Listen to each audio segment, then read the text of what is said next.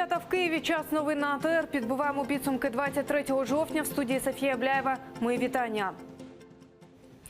Чергові обшуки в Криму. ОМОНівці обшукали будинок сина кримського активіста Фазили Ібрагімова, НВРа. За словами адвоката Еміля Курбедінова, в будинку шукали заборонену літературу. Фазил Ібрагімов – учасник полян протестів. Він займається земельними спорами у мікрорайоні Стрілкове в околицях Сімферополя.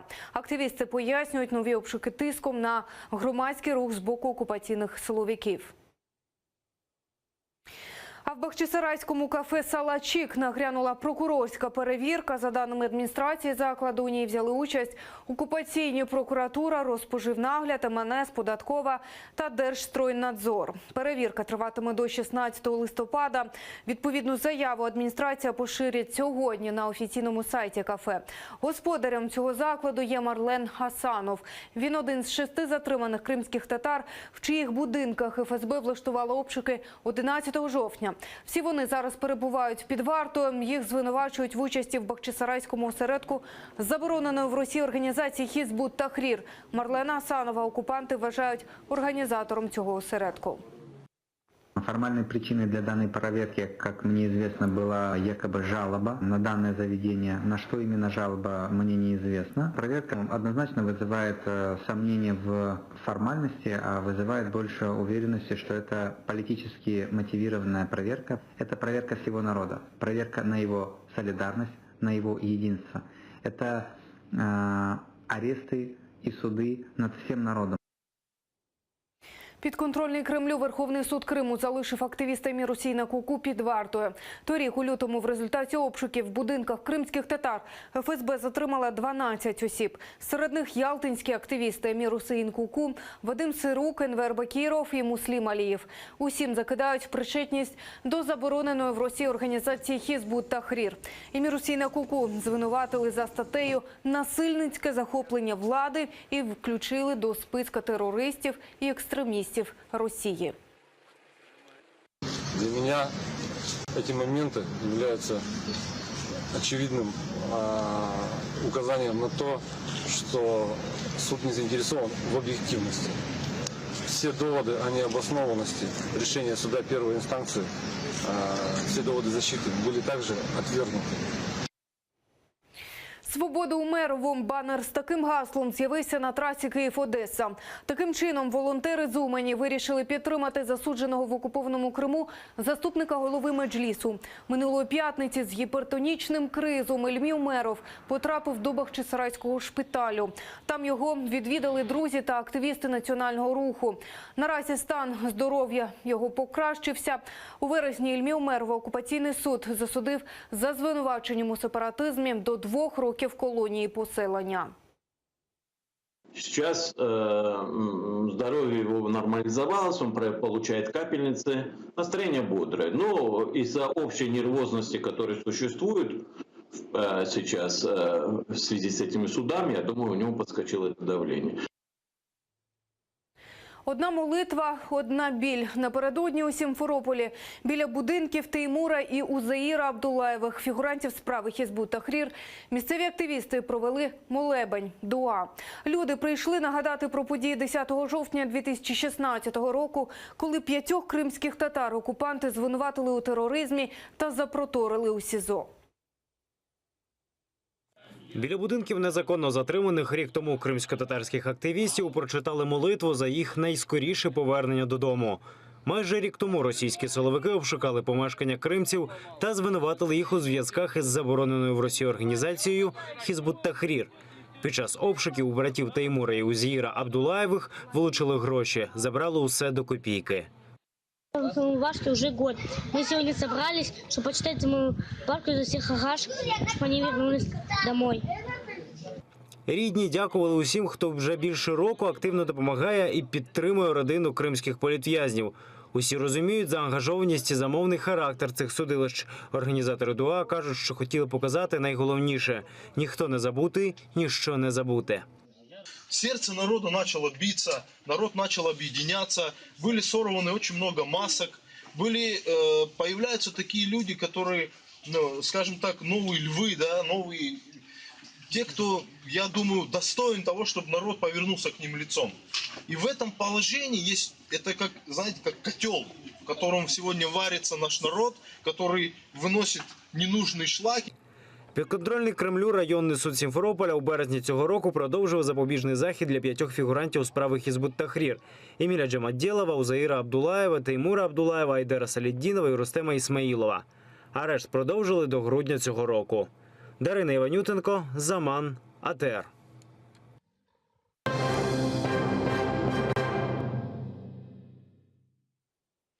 Переселенок з Криму, які загинули у центрі Харкова унаслідок кривавого ДТП, поховали. На Харківщині попрощалися з Аллою та Анастасією Сокол, вдовою та донькою загиблого раніше учасника АТО. Стан постраждалих у харківській аварії трохи поліпшав. Докладніше розкажуть мої колеги. Море квітів та сліз. У Харкові попрощалися з родиною кримчан-переселенців. Матір Алла та донька Анастасія потрапили під колеса Лексуса 20-річної Олени Зайцевої. Батько родини, боєць АТО Володимир Янчук, загинув 3 роки тому на Донбасі, розповідає бабуся Людмила. Про свою онуку жінка і досі каже в теперішньому часі. Она очень талантлива, она поет, танцует, играет на гитаре. Она проработала очень много в налоговой инспекции. Вот пришли очень много людей проводить ее и к моргу. Внучке вот 26 числа должно исполниться 20 лет. Она сама поступила в університет. Того дня Настя з мамою домовилися зустрітися в центрі міста, щоб разом їхати додому. Мали перейти дорогу та спуститися в метро. Жінка з донькою на тротуарі дочекались зеленого сигналу світлофора. Я сегодня видела видео. Они вот только подошли, 2 шага сделали, они даже не остановились. И сразу их, если бы 2 секунды назад, они бы остались, наверное, живы. Тим часом 6 постраждалих у ДТП під опікою медиків. Почуваються краще, але стан однієї дівчини медики оцінять як украй тяжкий, повідомила виконуючка обов'язків керівника обласного управління охорони здоров'я Галина Сіраштан. Поки що ж в медикаментозному сні вагітна пацієнтка. Якщо її вивести з такого стану, можливе переривання вагітності. Нині ж дитині нічого не загрожує. Якщо говорити про пацієнтів міської клінічної лікарні невідкладної допомоги, то одна пацієнтка, одна із сестер знаходиться ще в вкрай тяжкому стані.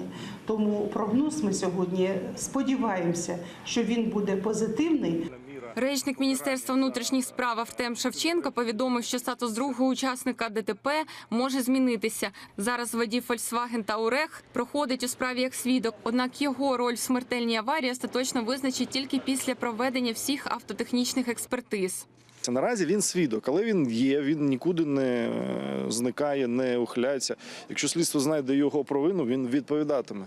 Але відповідно до ступеня провини і ступеню зв'язку із цими трагічними наслідками, які були. Головне зараз якісно і швидко провести експертизи, призначені слідством. І первинні слідчі дії вже зроблені. Я думаю, що довго не буде тривати це слідство і скоро воно завершиться обвинувальним актом в суд.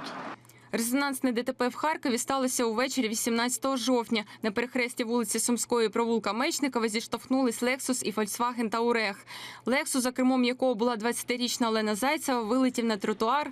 Загинули 5 людей, травмовано 6. Нині кермувальниця позашляховика під вартою до 16 грудня. Аналізи показали опіати в її сечі. Тим часом за водіїв-порушників збираються взятися урядовці. На найближчому засіданні Кабміну представлять законопроекти щодо посилення відповідальності за порушення правил дорожнього руху. Ріана Алієва, Людмила Горпинич, Заман, АТР. Стало відомо, що другий учасник харківської ДТП, водій Туарега, зараз на стаціонарному лікуванні. Його адвокат розповів, що підзахисного госпіталізували у суботу. В нього струс мозку та забій грудної клітки. Він наразі свідок у справі, утім його палату охороняють правоохоронці, твердить захисник. На 2 місяці наділи браслети, відправили під цілодобовий домашній арешт. Підозрювані у викраденні немовляти в Києві обрали запобіжний захід. У суді підозрювана Даяна Шаль свою провину визнала. В залі не було ані родичів Шаль, ані співмешканця, який є свідком у цій справі. Дівчина відмовилася говорити з журналістами, а під час засідання просила звертатися до неї російською. Мовляв, українською не розуміє. Прокурор повідомив, завтра експертиза визначатиме її психічний стан. На подачу апелляционной жалобы у нас время есть. Я думаю, она в какое-то время должна прийти в себя после того, как она провела время в изоляторе временного содержания. После чего, когда она немножечко успокоится, мы с ней пообщаемся и будем уже согласовывать наши дальнейшие действия. Сейчас ее повезут домой. Рішення суду вважаю законне, обґрунтоване. Воно повністю було враховані всі доводи, викладені стороною обвинувачення. На даний час співмешканець є свідком, він встановлений і всі дані покази ним перевіряються. На даний час підстав для повідомлення йому про підозру немає. Докладніше про те, за яких умов сталося викрадення і як швидко столичні правоохоронці відреагували на кіднепінг в сюжеті Віктора Пономарьова. На цьому відео з камери спостереження чоловік завозить коляску у дитячий садок. За декілька хвилин туди заходить дівчина і раптом виходить з люлькою у руках. Як стало відомо, батько немовляти у п'ятницю прийшов у дитячий садок, щоб забрати старшу доньку. Коли чоловік на декілька хвилин відійшов від коляски, 2-місячну дитину вкрали. Протягом ночі близько 200 поліцейських шукали немовля. Знайшли в 20 кілометрах від Києва, в селі Новосілки.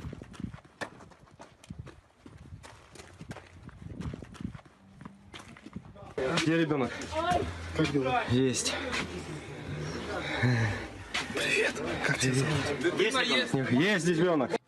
Поліція відстежила викрадачів за допомогою камер спостереження. Вони купували речі для дитини в одній із аптек Вишгороду.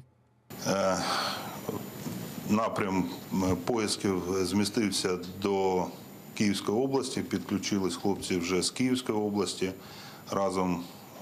І всі, було встановлено місце знаходження, особа цієї жінки, особа її спільника. Саме тут, на пилорамі в Новосілках, правоохоронці затримали 20-річну дівчину з її співмешканцем. Впродовж ночі вони переховували 2-місячне немовля у будівельному вагончику. Мешканці Новосілок цю пару у селі ніколи не бачили. Ці люди, вони знаходяться при в'їзді в село, це сама пилорама. Працюють там не місцеві мешканці, з місцевих там нікого немає. Тому сказати, що то за люди, кому вони, і проконтролювати їх нам, місцевим мешканцям, і в частності сільській раді, не є можливо.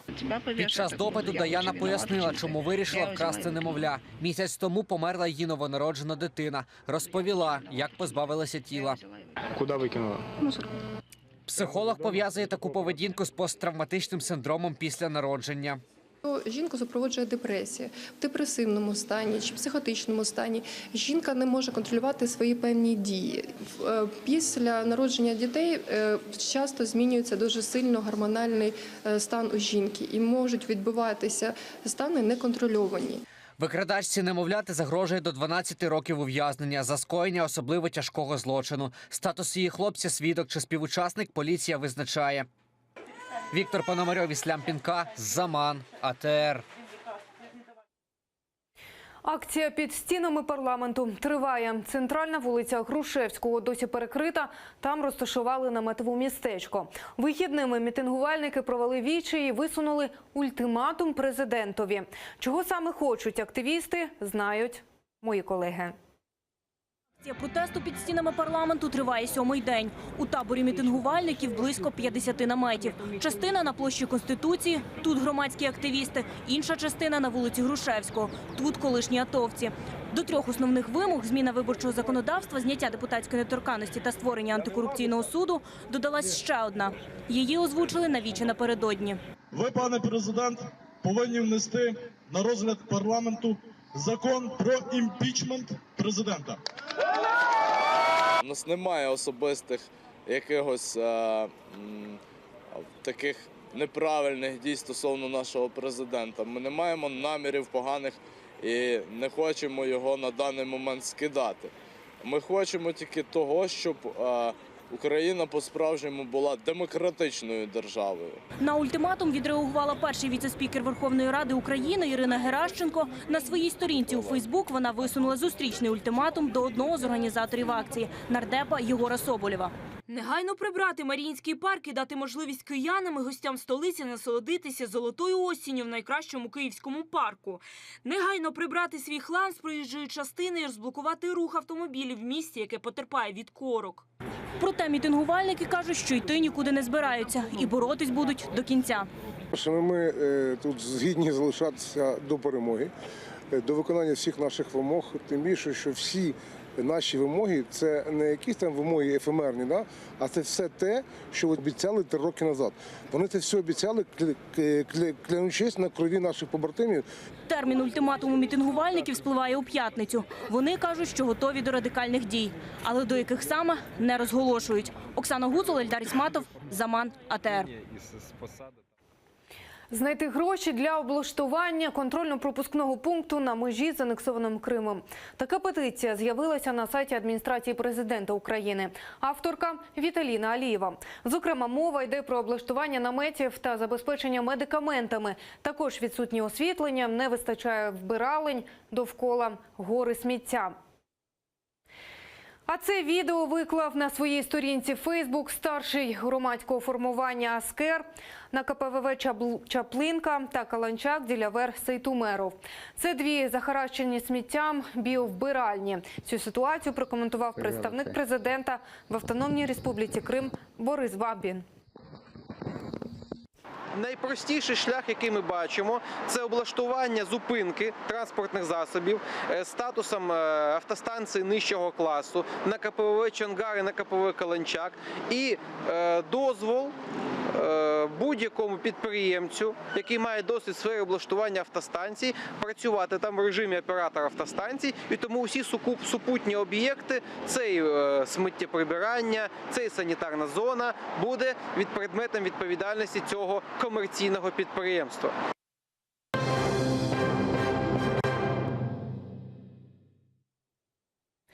У Росії стався напад на журналістку. Заступнику головного редактора «Ехо Москви» порізали шию прямо на робочому місці. Напад на Тетяну Фельгенгауер стався відразу після ранкового ефіру. На цьому відео вона зліва. В 12:40 неизвестный мужчина внизу здания брызнул в баллончик и ослепил охранника, перепрыгнул через турникет и побежал сюда. Добежал до суда, забежал в гостевую, где сидела зам главного редактора Таня Фельгенгауэр, и ударил ее ножом в шею. Наша охрана его скрутила, задержала. Таня была эвакуирована скорой помощью, она сейчас в Клифосовского. Состояние средней тяжести. Нападник вже дав свідчення у поліції, стверджує, Тетяну Фельгенгауер ненавидить. До того ж, каже, розмовляє із духами. Наразі чоловіка перевіряють психіатри. Чеський Трамп, так називають місцевого мільярдера Андрія Бабіша у ЗМІ, може стати прем'єром республіки. Напередодні там відбулися вибори у Нижню палату парламенту. Перемогла партія АНО, що належить Бабішу. Під час передвиборчих перегонів у Чехії говорили про Україну, Крим та Росію. Як саме і хто? Далі в матеріалі. Мільярдер Андрій Бабіш пообіцяв керувати Чехією як власною фірмою, і йому повірили. Партія Бабіша АНО отримала 29% голосів виборців. Надчені, а ми вам страшно моc дякуємо. Ми дуже задоволені. Ми хочемо подякувати нашим виборцям за підтримку. Ми не очікували набрати 1,5 мільйони голосів.